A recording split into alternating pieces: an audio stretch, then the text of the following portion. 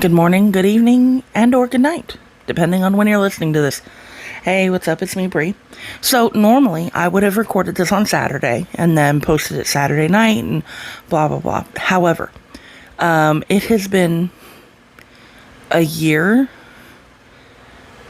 since I last posted on a semi-regular basis. So, and we're only 3-4 chapters away from finishing this book, so I figure, now don't hold me to it, y'all know me better than that, I'm going to hopefully post tonight, tomorrow, Wednesday, and Thursday, because I think we have 4 chapters left. Let me check that, hold on.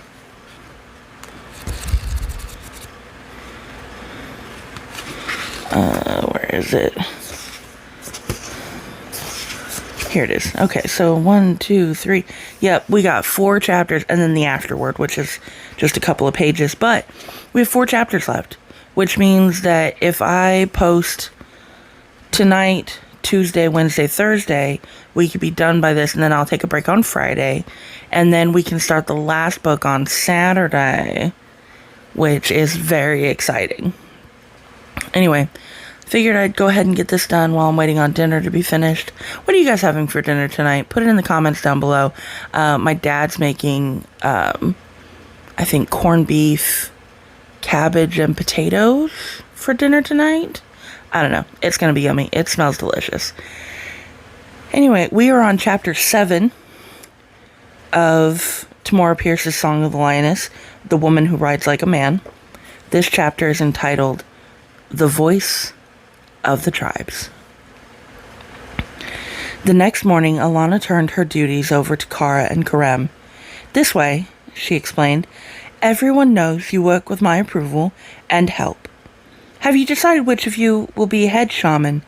If you disagree on something, one of you must have the power to make the final decision. For a moment, they looked at each other warily. Alanna knew she had given them a difficult choice, but she also knew they had to be the ones to make it, not she. Karem, Kara said, she doesn't have trouble deciding things the way I do, and she can stand up to the men better than I can.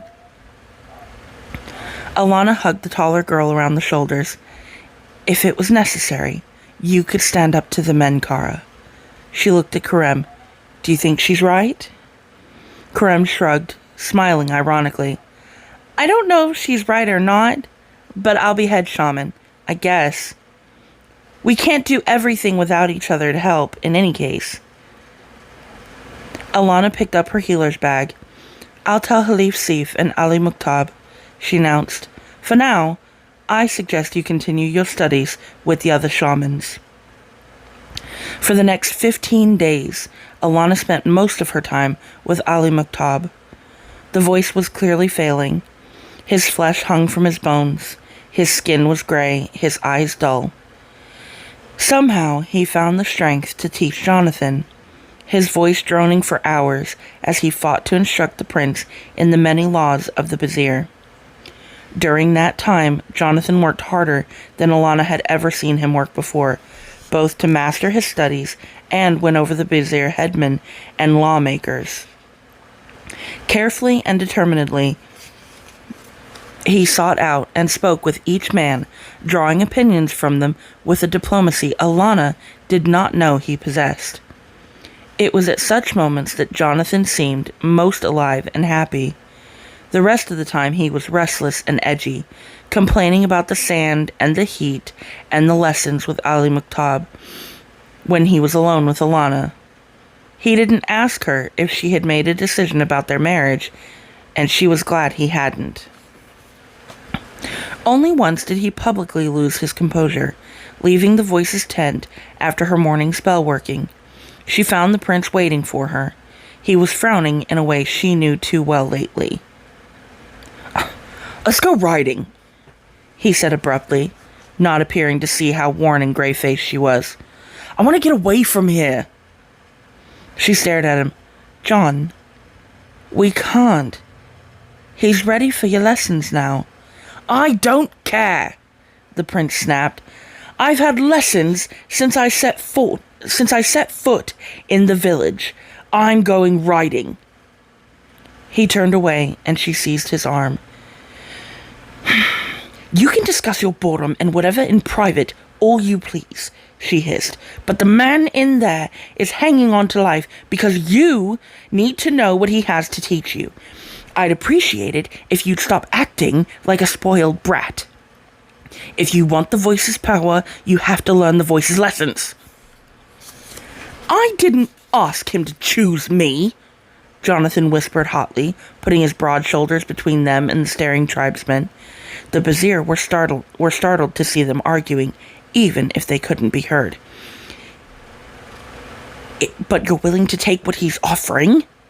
she whispered back. "You, of all people, know everything has its price. And don't tell me you're tired of paying. This isn't the time or the place." She stared at him until he looked away. Without another word, he entered Muktab's tent.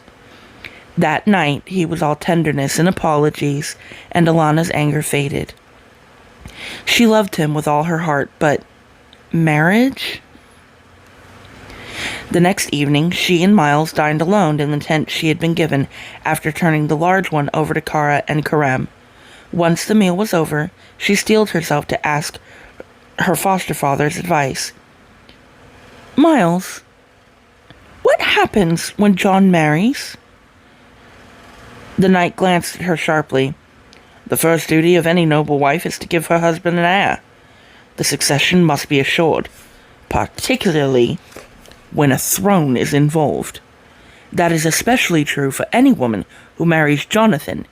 Should something happen to the king, God forbid it, and to John, there are no close Conte relatives. Roger would have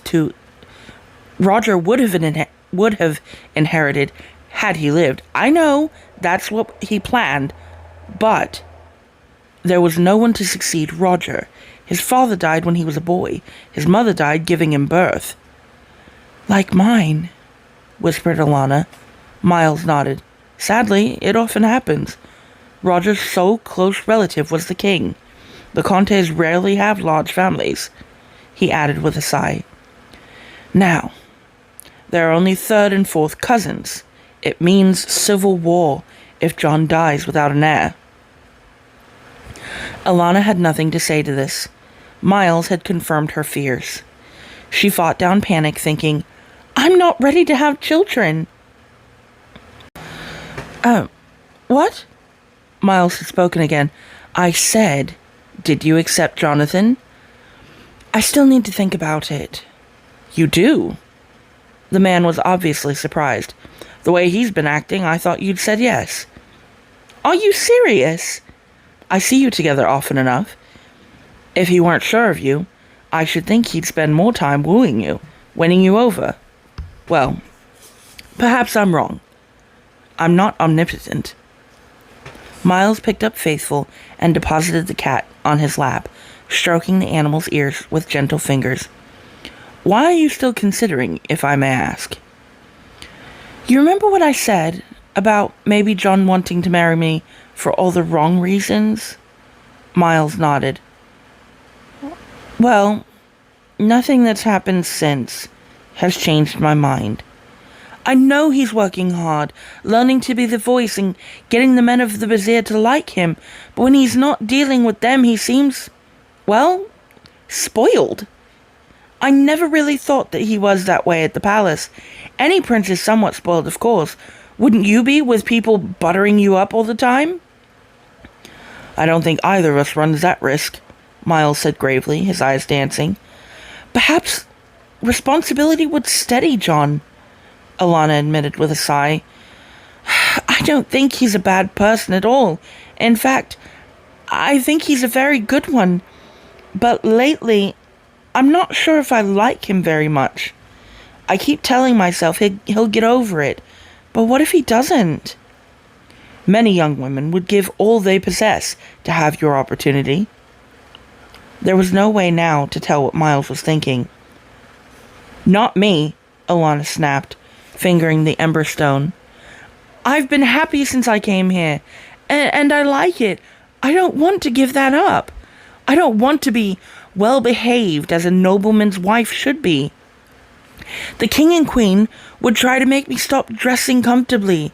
They might even try to make me stop healing. I couldn't go wherever I wanted. No risks and no adventures. She blushed with shame. I love John, but I've got too many questions to decide to be hurried. I'm not certain I'm ready to be married, even if he is. She was astounded to realize the look on her foster father's eyes of pride. Few people are wise enough to know they might not be ready for such a venture. Too many rush to wed, only to discover they know little about what they're getting into. I'm pleased to see that you put so much thought into this. By the way, I saw George Cooper before I left chorus. How was he? Alanna wondered why Miles had brought up the King of Thieves. He asked me to tell you he's moving to Port Kane for a while. It seems the rogues there have been giving him trouble, so he plans to bring them into line. Miles drew a crumpled piece of paper from a hidden pocket. It had the address, House Azik, Dog Lane, written on it in George's scrawl. He hopes you'll visit him, if you can be released from your duties here. Alanna folded the paper, her heart leaping. To see George again! Then she remembered Jonathan. As the prince's bride-to-be, she might never be able to see George alone. I doubt if I can visit him, she announced, getting up. Excuse me, Miles. I'm taking Moonlight for a run. She hurried to the corral and saddled the mare, ignoring her common sense. Although the hillmen had not ventured near Bloody Hawk territory since Ishak's last battle, they might well be waiting the chance to pick off a lone rider. It would be wiser to take a companion. She headed for the open desert alone, wishing there was a way to ride so hard and fast that she left puzzles and heartache behind. To be free. Really free. She thought grimly as she brought Moonlight to a gallop. To never worry about anything or anybody. To go where I want without thinking about other people at all. I've been carrying Roger and everyone else in chorus with me, just as I've carried the tribe since I killed Abnan ibn Nazir. I wish the only one I ever carried with me was me. Hoofbeats sounded behind her. She wheeled Moonlight, bringing the crystal blade from its sheath in a swift movement. Then she smiled ruefully as she recognized Coram and his bay gelding. I dare say I wouldn't be happy if I had no one but myself, she thought with a sigh, waiting for him to catch up. Alanna began to sleep in Ali Mukhtab's tent, always ready for her gift and medicines to bolster the voice's fading strength. On the last day, when the moon would be dark, Mukhtab sent Jonathan to rest and to gather his resources. The lessons were complete. All that remained was the rite itself. After shooing everyone out, Alanna placed the voice in the deepest of slumbers, hoping to give him added strength for the night's ordeal. Outside, she could feel a hushed tension in the village. To the tribesmen, the selection of a voice was more important than the coronation of a king. The voice of the tribes was a priest, father, and judge to the Bazir. Halif Sif had told her a voice never acted without the approval of most of his people. The knowledge of Bazir minds and hearts was far too heavy a burden for him even to consider defiance. This information convinced Alanna all the more that she never wanted to join the voice during those moments at twilight. She had trouble enough understanding herself. She wanted no one else, not even one supposedly as disinterested as the voice, to know her thoughts and problems. While the tribe ate the evening meal, there was no ceremony at the fire, Alanna went to Jonathan. The prince had been fasting. Now dressed in a white burnous, he looked pale and resolute. I wanted to wish you luck, she explained. She wasn't sure how to speak to him. He was preparing to take on a burden she would refuse at any cost. For a moment he looked as if he didn't know her. Then he stood, holding out his arms. "Tell me you love me," he said, trying to smile. "I need the encouragement." She ran into his arms, hugging him fiercely as he did her. "Of course I love you," she whispered. "That part of it is settled." He said nothing, continuing to hold her tightly. Her ribs ached. At last she ventured. "John, why do you want to be the voice? You're already restless." "I need to be the voice," he replied softly. "If I can do this thing, become the leader of the Bazaar, there should be few secrets of the human soul I won't understand. The Bazaar aren't so different from us, Alanna. If you know them, how they think, I'll know how most people think. With that knowledge, I can become the greatest, the best ruler who ever lived." "It's so important to you?" "It's what I was born to do," he told her, his voice harsh. "It's what I will do, in spite of being restless, in spite of everything." Jonathan and Ali Maktab stood at the summit of the hill with a fire between them, its flames reaching waist-high. Somehow the voice stood alone. There was no one to catch him if he fell. Alanna waited with the other shamans some distance away. They were not permitted near until the ceremony was over. They were forbidden to use their magic. Faithful stood on his hind feet, bracing his front paws on Alanna's thigh. Not taking her eyes off the scene before her, she picked him up, trying not to grip him too tightly. She was trembling with fear because she had no control over what would happen. Ali Maktab raised his hands, his voice suddenly strong as he chanted. The language was ancient, left from the time when the Bazaar lived in stone buildings on the other side of the inland sea. Alanna couldn't understand the words. She could, however, feel the power that filled the air, in dark, boiling force that drew answering chords from the crystal sword at her waist. She touched the hilt absently, mentally commanding it to quiet. The sound from the blade lessened, although she could still feel it quivering. Ali Maktab ended his chant as suddenly strong winds flicked burnouses across their owners' faces, raised little dust devils from the ground. "Jonathan of Conte," Maktab's voice was soft, yet it echoed through the air. "You come, a northern stranger, seeking to be one with the Bazaar. For what reason should we permit you, son of the Tortalan king, to enter this most holy circle of our people?" From the look on Jonathan's face, Alanna knew that this part of the ritual the prince had to answer honestly, while the Bloody Hawk and the visitors from the other tribes listened. "Let it be the right answer," Alanna pleaded the great goddess silently. A sudden burst of light turned the entire scene a blue-white color, dazzling them all. From the circle of light that blotted their vision, the listeners heard Jonathan's voice. "Because I know and honor your history. I know and honor your laws. Because I never wish to see the Bazaar hunted and slain by our warriors. Even as I never wish to see our warriors hunted and slain by the Bazaar."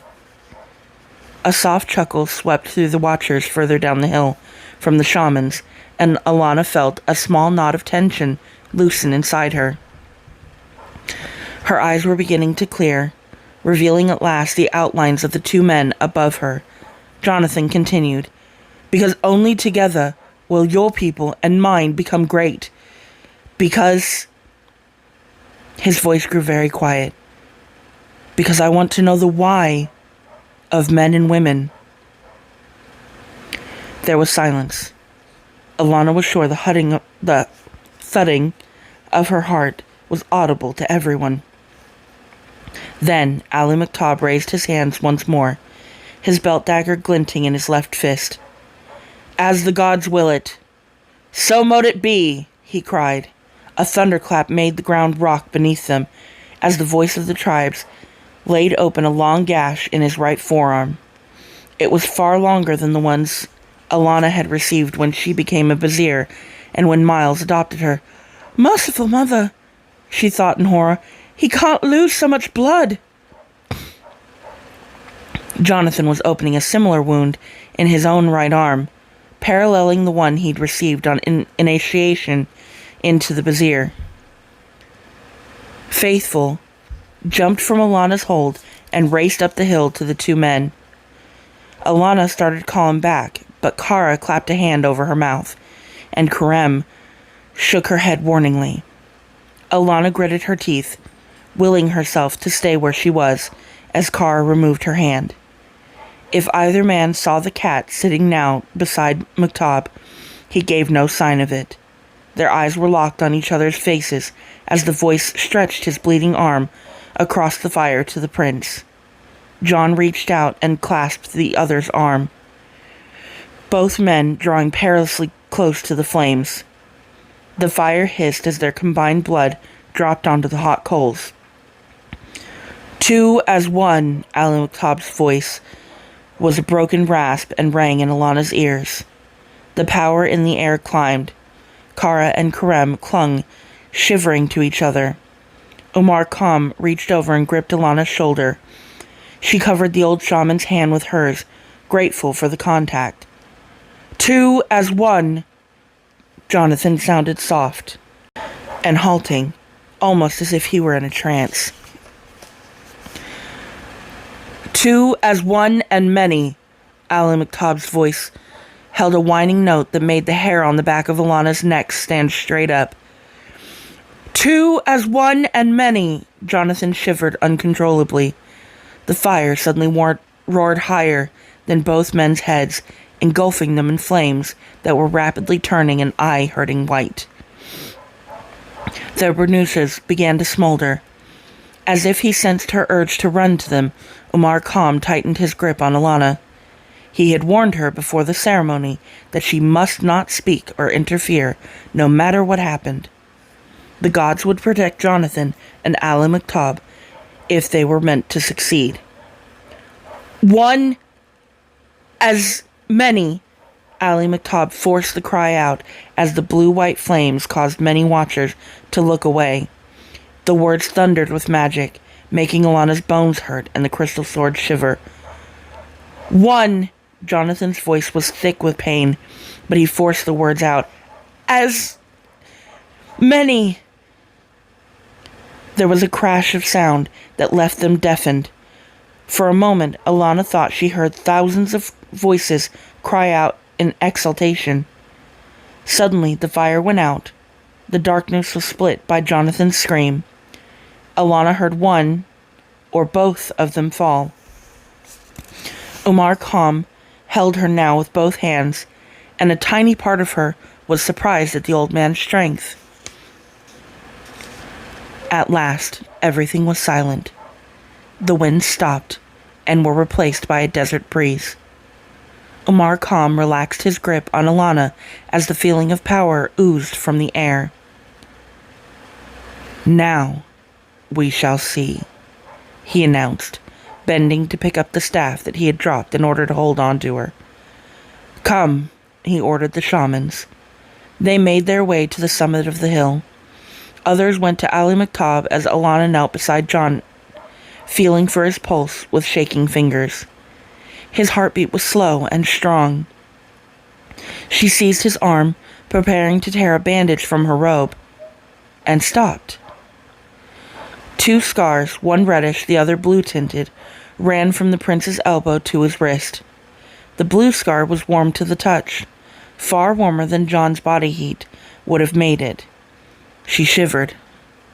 Ali Muktab had just such a scar on his right arm.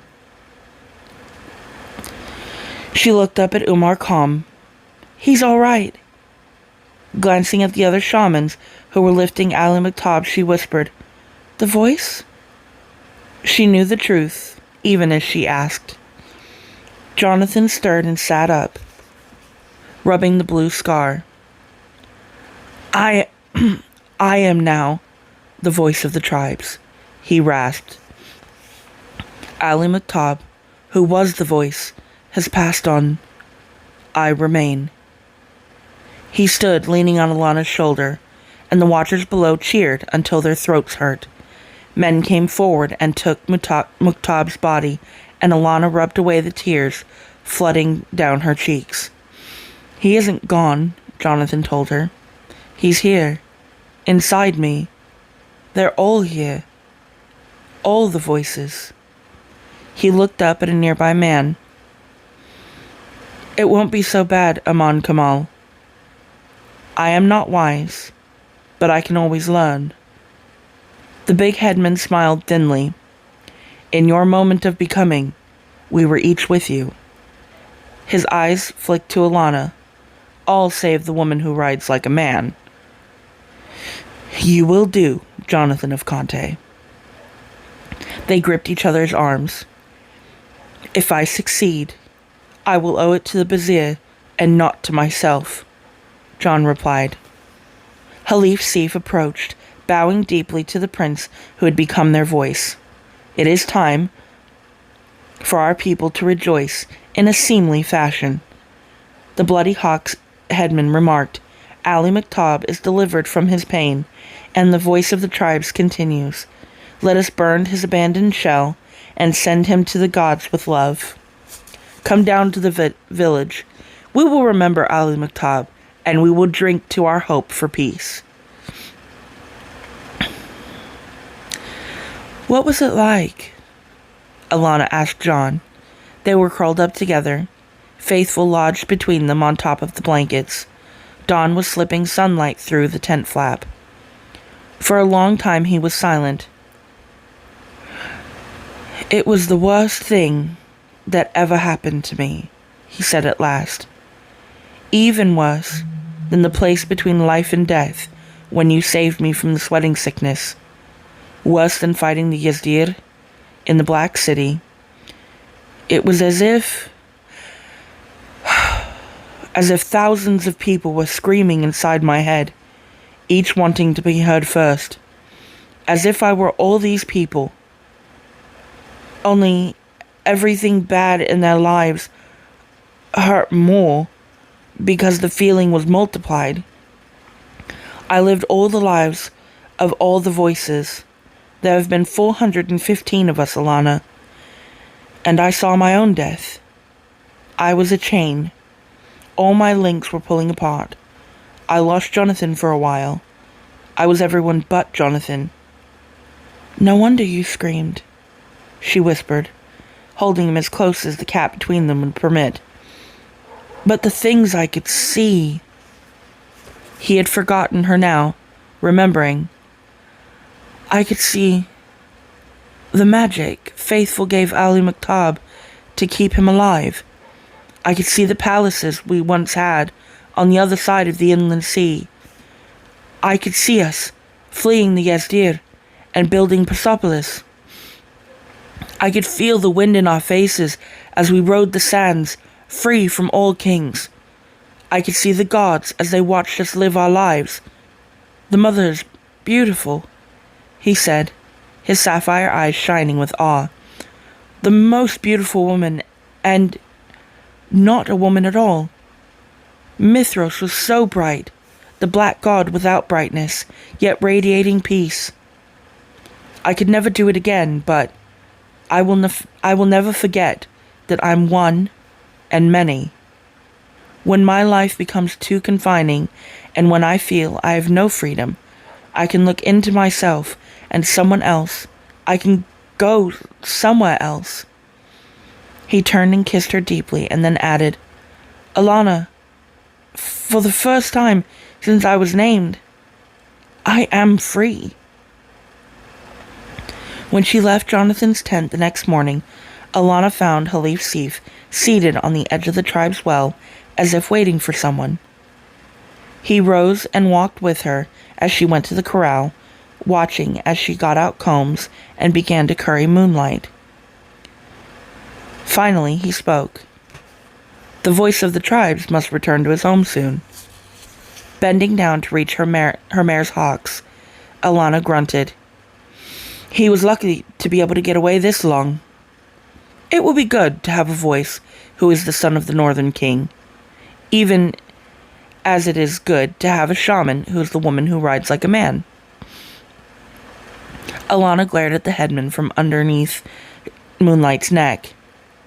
You haven't been so formal with me since I first joined the tribe, she accused. What's on your mind, Halif?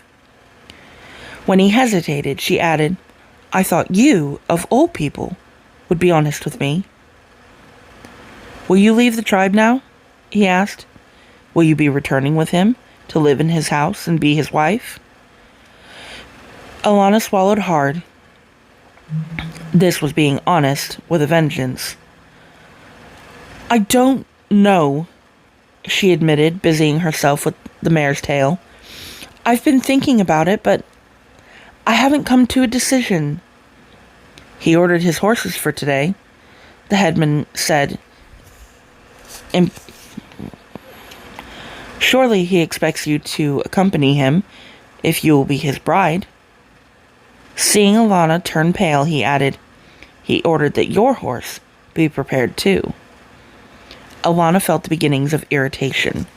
He had no right to do that. I haven't given him my answer yet. Perhaps he believes he knows what your answer will be. Alanna put her combs away. I'd better talk to him. She slipped beneath the rope that enclosed the horses and glanced up at Halif. No one is to ready Moonlight for a journey until I say so. She strode off, telling herself that Jonathan was tired and had probably forgotten to ask her if she planned to go with him when he left today.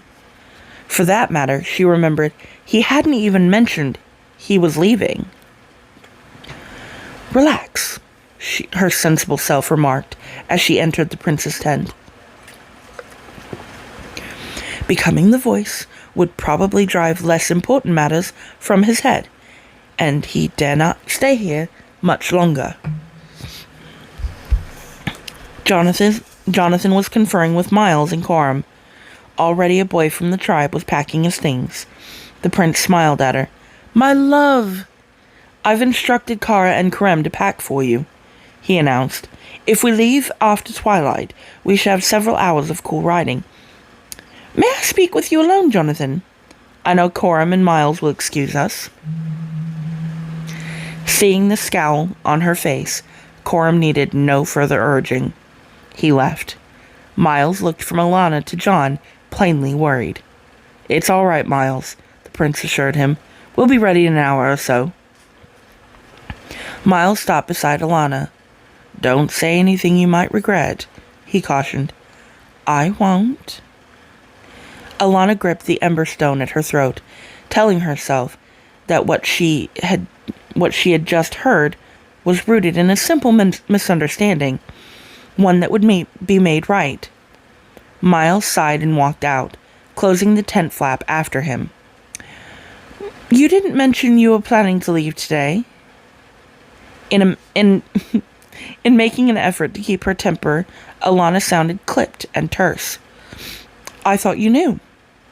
Jonathan was rolling up a map, not looking at her. If I had been with anyone but Miles, my parents would have torn up the countryside looking for me by now. I must get back. I did not say I was returning with you, and you didn't ask me before you ordered people to do my packing. I assumed we'd begin preparations for the wedding. I didn't think you'd want to wait. I haven't told you yes, Alanna reminded him, her voice tense. He looked at her startled. But I know how you feel about me. Being married to you is a great responsibility. I need more time to think about it. More time? He's actually amused, Alanna thought, her anger mounting. Be serious. After all these years, I'd think your answer was plain. She had clenched her jaw so tightly it hurt to open it. Not to me. Jonathan slapped the rolled-up parchment onto the table, his patience nearing an end. Stop it, Alanna. I've made enough allowances for maidenly shyness from... Maidenly shyness? She yelled. Since when have I shown maidenly shyness? Keep your voice down, he snapped. Do you want the whole tribe to hear? What's gotten into you anyway? I thought it was all settled. I said I wanted time to think. Although her voice was quieter, her snapping violet eyes revealed her undiminished fury. Jonathan's smile was full of masculine superiority. That's what all women say when a man proposes. Do they indeed? Alanna snapped. And you're such an expert on marriage proposals, I suppose. As much as you are, he snapped back. When I say I want time to think, I want time to think. Jonathan sighed wearily. All right. You've had time to think. What's your answer? That I need more time to think. Jonathan stared at her for a moment, color mounting into his cheeks. This is ridiculous, he cried. All right, I should have remembered you don't like people making plans without your say-so, but I thought everything was settled. It isn't! How dare you take my acceptance for granted? Well, you certainly didn't give me a reason to believe you'd refuse, did you? He demanded, his hands clenched with anger. Think carefully before you annoy me further, Alanna of Trebond. There are women who would do anything to marry me. Then why don't you ask one of them? Alanna said. You know what your problem is, Jonathan? You've been spoiled by all those fine court ladies. It never entered your mind that I might say no. And who would you take instead of me? A woman who rides like a man? He demanded. I suppose George Cooper's more your taste. George? She gasped, surprised at his new angle of attack. Do you think I'm blind?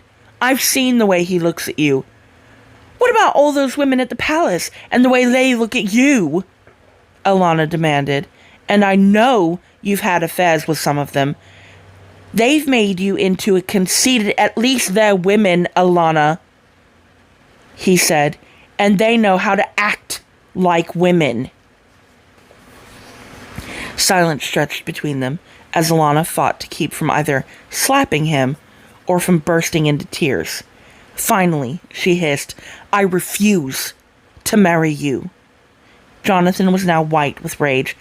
And I think I'm well out of a potential disaster. Obviously, she retorted. Find yourself someone more feminine, Jonathan of Conte. She hurled herself out of the tent. Kara and Karem looked up from their packing, startled, as she marched into her own home. I'm not leaving, she snapped. Next time someone tells you I am, check with me first. They bowed and hurried from the tent, their eyes wide above their face veils. Alanna threw herself onto her sleeping mat and gave way to furious tears. Tears led to a long, exhausted sleep. When she awoke, it was dark. Jonathan and Miles were gone.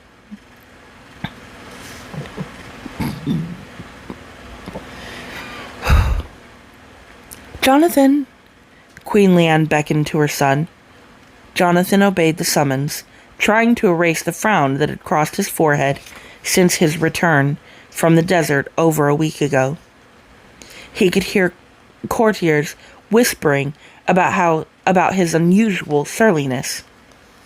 Let them talk, he thought savagely as he bowed before his mother's throne. What do I care? His mother gestured to a willowy blonde to come forward. Prince Jonathan, the queen said, as the blonde sank into a deep curtsy. May I make Princess Josane known to you? Josane is the second daughter of the King of the Copper Isles. She has come to stay with us for a time. Her mother and I were good friends as girls. Josane, my son, Jonathan. Josane looked up at him from her curtsy, her blue eyes huge with admiration. "Prince Jonathan," she said, her voice soft and husky. "It's an honor to meet the man who fought so bravely in the Toussaint War." Jonathan took Josene's hand and raised her to her feet, lightly kissing her fingertips. "I was just a boy then, Princess," he reminded her. She said nothing. Her full mouth curved in a smile. "Would you care to dance?" "I would love to." She moved gracefully out onto the floor at his side as Jonathan noted with satisfaction that she was tall, the top of her head level with his eyes, slender and milky skinned. "She'll do," he thought with grim satisfaction. "She'll help me prove to that female in the South that I never want anything to do with her again." Whew, goodness. Goodness gracious. That was a lot. The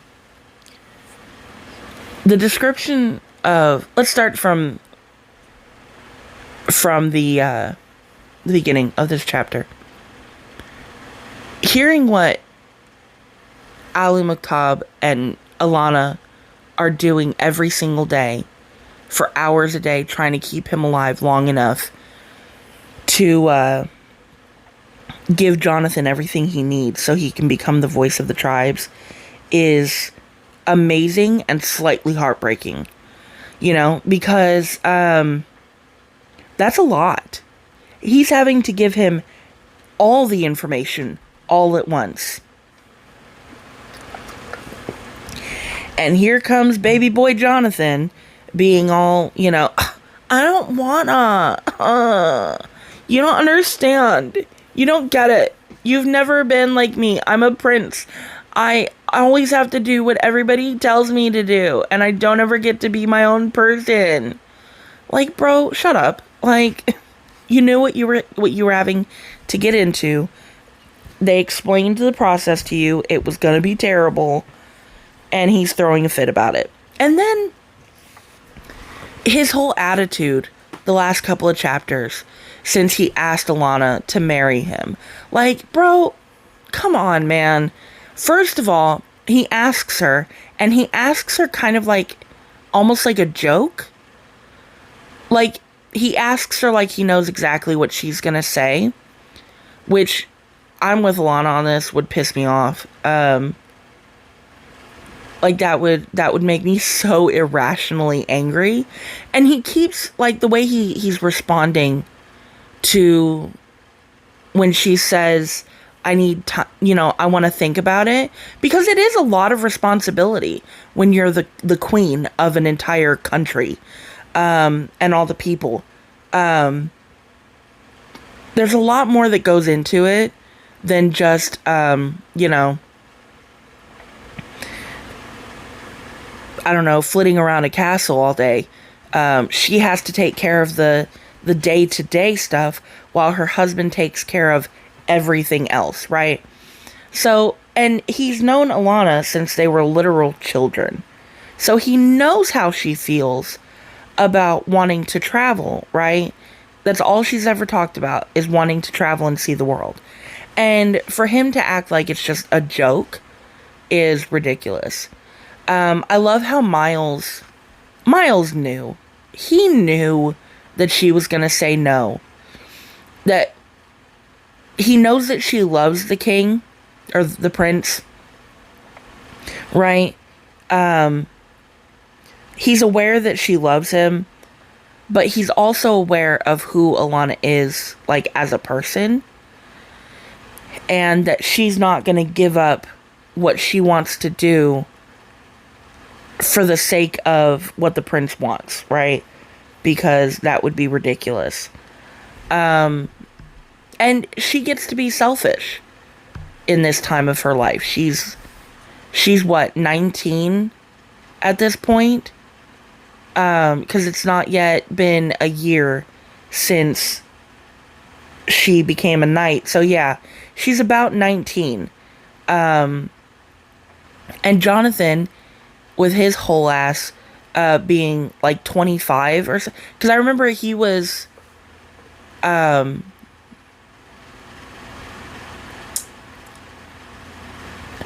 couple years older than her. So he might not be 25. He might be 23 or something. But still, he's like a full-grown adult, right? She at least still has teen in her age. So he doesn't get to act like a baby.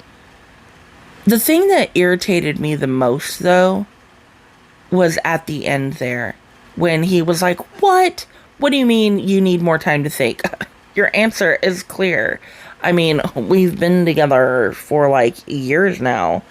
Anyway, I just think his whole attitude is dismissive and rude. And honestly, I have half a mind to just go ahead and read the next chapter. I don't know how many pages it is. Let me check. Hold on. Because it does include my favorite character. Let's see. 216, 189. So it's like 25 pages, give or take. Yeah, you know what? I think I'm gonna, well, no. I am gonna save that till for tomorrow.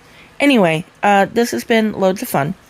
I hope you guys are enjoying. Now that I'm like feeling much better, I am definitely going to be trying to keep up with like an actual schedule. Am I going to tell you what my schedule is? Absolutely not, because I am a chaos demon and some days will not want to read. But I am going to finish this book this week for you guys, and then I'll start the fourth book on Saturday, and I might do the first 2 chapters on Saturday. I don't know. We'll play it by ear. We'll see how it goes. Anyway, it's been tons of fun. And I'll see you guys later. Okay, bye.